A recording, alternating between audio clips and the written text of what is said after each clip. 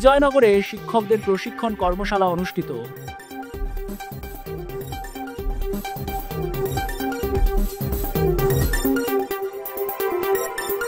বিজয়নগরে শিক্ষকদের প্রশিক্ষণ কর্মশালা ও সার্টিফিকেট বিতরণ করা হয়েছে।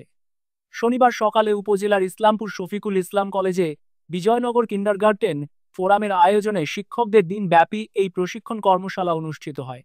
জহুর আহমেদের সভাপতিত্বে ও রফিকুল ইসলাম শাহেদের পরিচালনায় প্রধান অতিথি ছিলেন বাংলাদেশ প্রাইভেট বিশ্ববিদ্যালয়ের শিক্ষক অ্যাসোসিয়েশনের সভাপতি ডক্টর মোহাম্মদ তৌফিকুল ইসলাম মিথিল।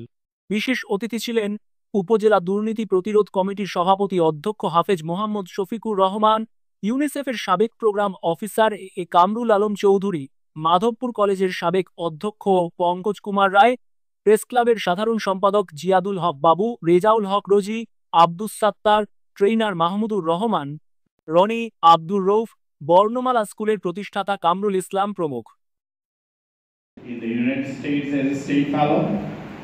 ওখান থেকে আমি কিছু শিখেছি,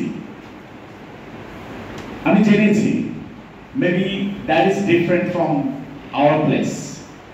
বিশেষত জাপানিজ ল্যাঙ্গুয়েজ আমি যেহেতু ফ্লুয়েন্ট বলতে পারি, সেজন্য আমার শেখার সুযোগটা একটু বেশি হয়েছিল। জাপান থেকে প্রায় 10 বছর সেখানে ছিলাম।